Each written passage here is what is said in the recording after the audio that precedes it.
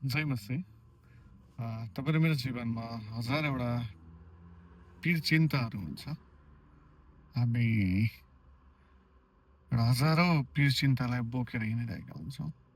तर हामी यो हजारौँ पीर चिन्ता हामीमा हुँदाहुँदै पनि हामी कहिले पनि यो हजारौँ पीर चिन्तालाई हजारौँ व्यक्तिहरूसँग सेयर गर्न सक्दैनौँ या हजारौँ व्यक्तिहरूलाई बताउन सक्दैनौँ।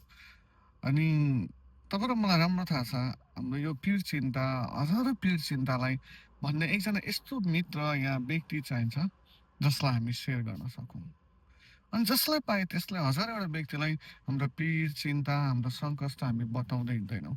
तर कुनै यस्तो व्यक्तिहरू हुन्छ, जसलाई हामी सेयर गर्छौँ, बताउँछौँ। चाहे त्यो तपाईँको र मेरो आमा होस् या बाबा होस्, या त दाजु होस्, या त भाउजू होस्, या त भाइ होस् या बहिनी होस्, या त साथी होस्, जो कोही होस्। कोही एकजना यस्तो व्यक्ति जसलाई तपाईँलाई यस्तो हुन्छ कि उसले चाहिँ मलाई बुझ्छ, मेरो कुरालाई सुनिदिन्छ र मेरो यो समस्यामा उसले मलमपट्टि गरिदिन्छ भन्ने कुरालाई जब हामी बुझ्छौँ, तब हाम्रो समस्या, हाम्रो चिन्ता, हाम्रो फिक्री, हजारौँ एउटा कुरा हामी उसलाई भनिपठाउँछौँ अनि ऊबाट केही आशा गर्छौँ कि उसले हामीलाई के भनिदिन्छ, के गरिदिन्छ। अनि उसले दिएको निर्णयमै हाम्रो जीवनलाई अघि बढाउने कोसिस गर्छौँ। कतिचोटि उसले परिवारले या आफ्नो साथीभाइ, इष्टमित्र जसलाई पनि तपाईँ र मैले नजिक भनेर कुनै कुरा सेयर गर्छौँ, उसले भनेको कुरालाई हामी लिँदै गएर अघि बढ्यो भने कहिलेकाहीँ हाम्रो जीवनमा शान्ति, खुसी, आनन्द हुन्छ भने कहिलेकाहीँ पीडा, कष्ट, समस्या पनि हुन्छ। तर म आज तपाईँलाई यस्तो मित्रसँग भेट गराउन खोज्दैछु, जुन मित्रले जहिले पनि तपाईँलाई सही नै कुरा बताउनुहुन्छ।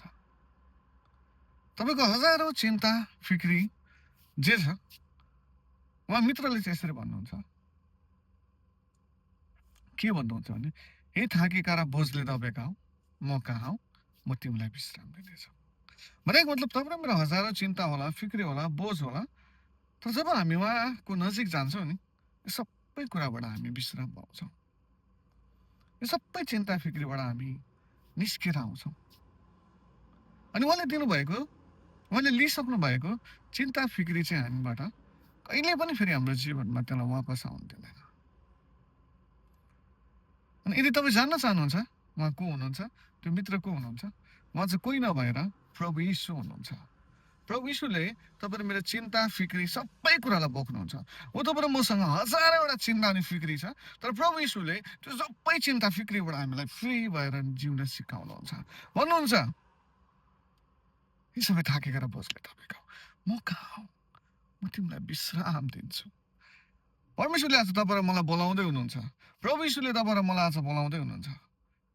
आज तपाईँ र मैले यो संसारको मोज मजा, अन्धकारको कुरामा अड्केर बस्ने या त्यही चिन्ता फिक्री बोझलाई बोकेर बस्ने, त्यो चाहिँ तपाईँ र मेरो हातमा छ।